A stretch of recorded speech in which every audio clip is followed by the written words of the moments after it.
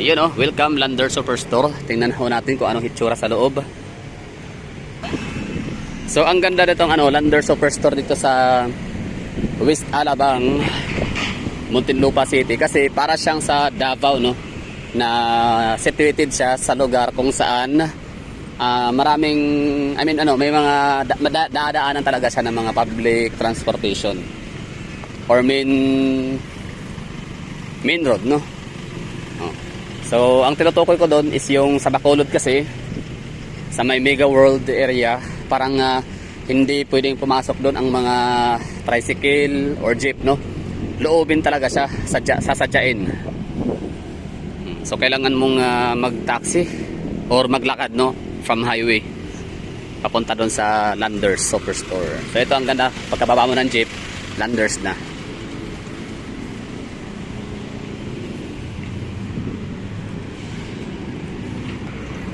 Entrance pala, gunggong. Okay, so dito tayo sa membership area. Membership area. New sign up or renewal. Hello, 400. Ano yan, promo o promo siya, no? Kaya pala. Yung regular price 700 mo, sabi ko. Magpapamember po kayo. Sige. Kayo sa your phone, So yun, no, bali hindi ako nakakuha ng card sa Bacolod nung pumunta ho tayo. So ngayon kukuha na ako dito kasi di ko alam paano ba, ma'am, inform po tayo. Hindi ibig ko sabihin sa mga, di ba, magbubukas sa Davao City and Iloilo City, soon to rise, sa sila soon to open. Paano kami makakuha ng mga membership cards doon? Sa mga taga doon, paano makakuha ng mga membership cards? Same as process. Nung pagka-open talaga mismo? Yes po. Kasi So, may mga pag doon, mga team po sila, agent. Yun nga daw sabi, nag-iikot. Paano malaman, paano ma-detect na may nag-iikot, or paano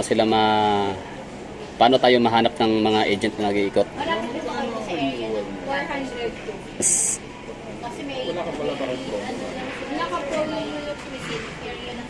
May specific sila. Parang iikot. Kasi agad, for example, hindi Davao, nasa Davao, hindi naman po lahat ng buong Davao. Oo nga. Agad. So ibig sabihin na literal na nag-iikot, parang naglalako, ganun? May nagpapa-member po sa mga... Pero maliban sa mga naglalako, nag-iikot ng membership, meron kayong office? For now, sir, wala pa pong site, satellite para din sa... Okay. Nagkakaroon lang yun, sir, pag malapit na magbukas. Kasi inisip ko, container bag yun, inisip ko pa lang, pag opening, siyempre daming tao niyan. Oo, Davao, 1.8 million ang tao doon, for example, di ba? Siyempre, sawa na sa SNR, di ba?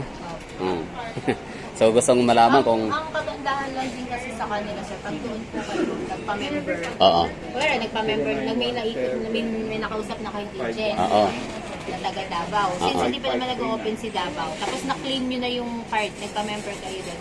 Yung membership na yun, sir, pwede nyo na agad magamit na hindi pa tumatakbo yung duration.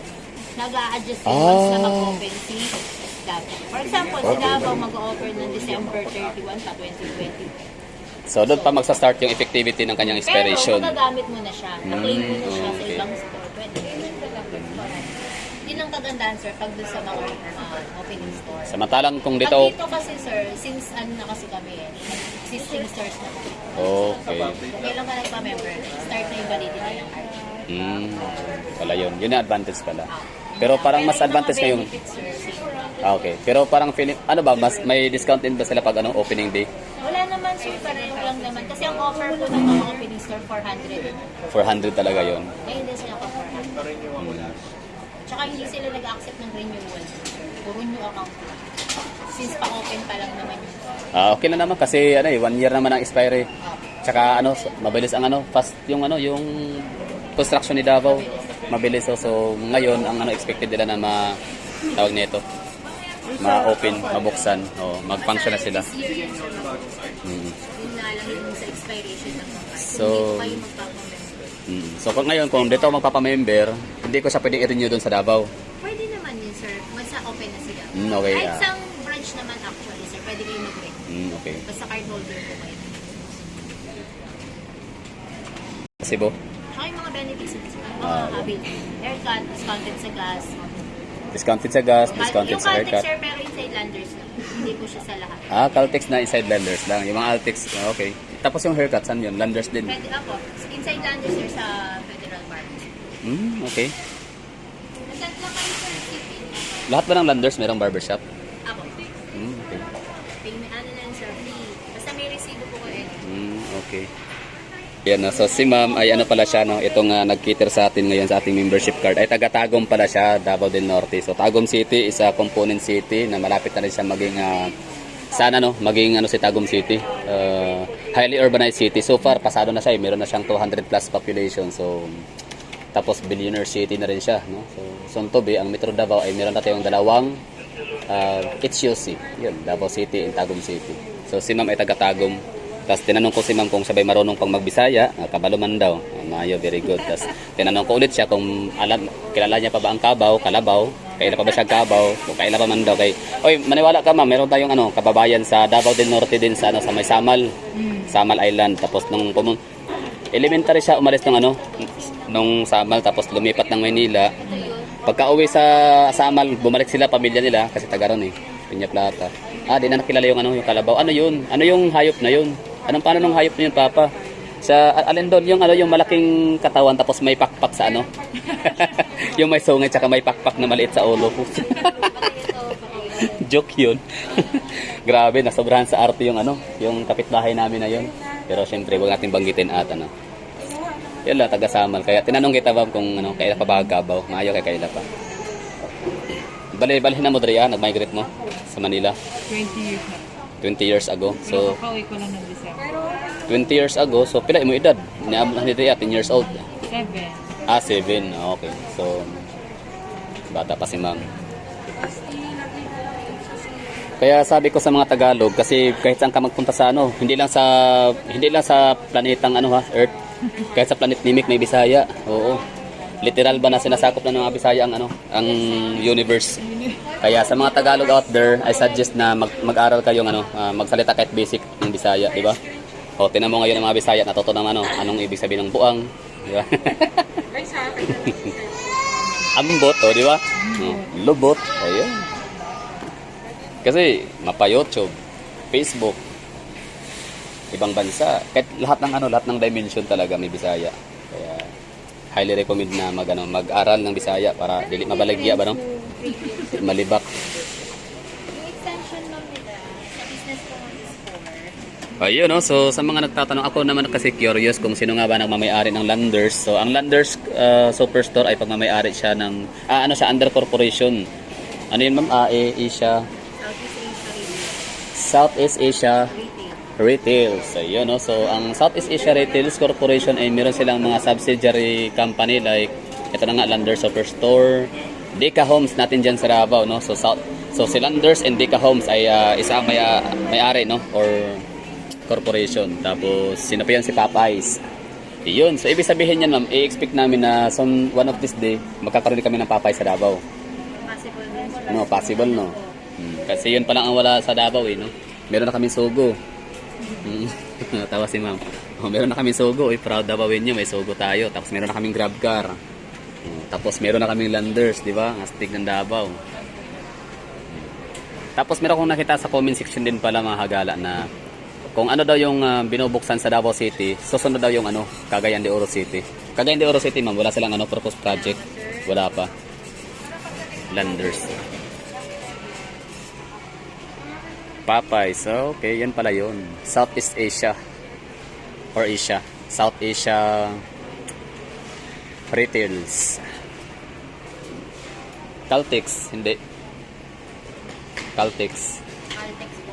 Oo, hindi yan kay South Asia. Popeyes, Landers Superstore, Deka Homes. Tatlo lang, ma'am. Ano pang iba? Ano pa yon? Deka Homes, Popeyes, Landers. Yung pala sir, yung po Yan pala yung nyo. Okay.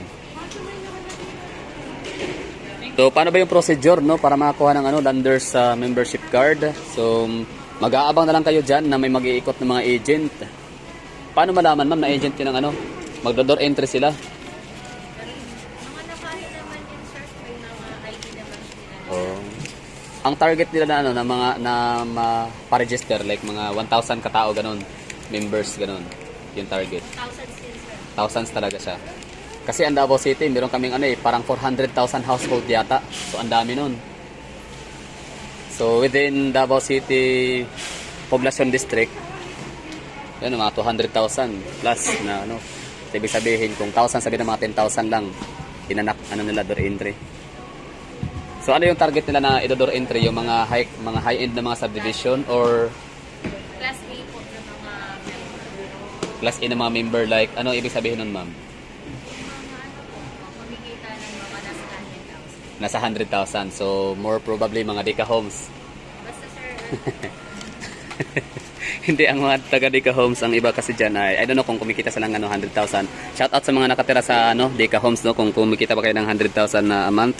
Pero madalas pupuntahan niya siguro yung mga at hindi naman mayaman sir eh. Papapito mo talaga. oo, example ako, di naman mayaman pero afford ko naman ang 400 pesos kahit 700 oh. Tsaka ang ganda kasi sa Landers tsaka sa SNR, yung dalawa na yan kasi mura talaga siya. Ibig ko sabihin, hindi mura na yung makakabili ka ng 20 pesos. Kumbaga ang laki ba, malalaki tapos may discount pa, 'di ba? Tapos buy one take one. Ang ganda kaya na privilege nun. 'Di ba? Tapos ang maganda sa amin sa Davao, parang ganito din eh. Parang located siya sa daanan lang talaga siya. Hindi mo kailangan, hindi required na may sasakyan para ma-access yung Landers tsaka yung yung SNR.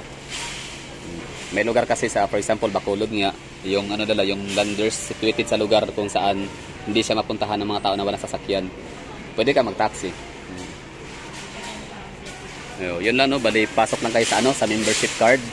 So, yun. Ako siguro ang pinaka first ay hindi pala kasi hindi lang naman pala akong ang gala no. So marami din siguro mga sino bang mga taga Davao diyan na nanonood dito ngayon na meron ng hawak na membership card ng Landers. Taas ang kamay. Sige ma'am, salamat ha. Okay, shout out taga Tagum sa family name sa imong family dito ma'am sa Tagum. Abaw yun rin. Ha? Abaw yun rin. Abaw Yurin. Oh, shout out sa mga Abaw Yurin ng Pag-asa, Tagum City. Okay. Pasok na tayo. Ano kaya maabil natin dito sa loob? So, yun lang siguro no. So, thank you. Yun.